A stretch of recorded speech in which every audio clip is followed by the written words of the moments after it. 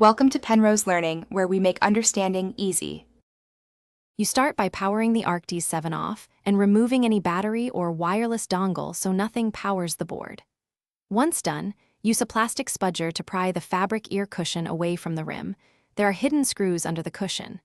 Make sure to collect those screws in a labeled container, left and right, and work on one side at a time so you don't mix parts.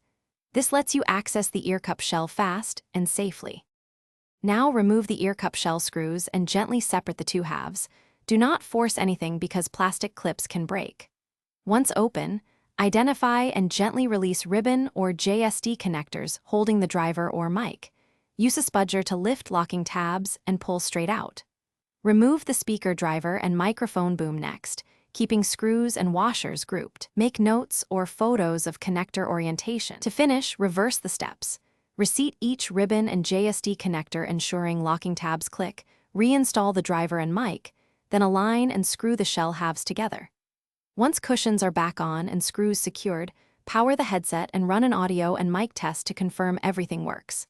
If you get no sound or intermittent mic, power down and reopen the affected side, reseat connectors, inspect for bent pins or torn wires, and replace any stripped screws before repeating the test.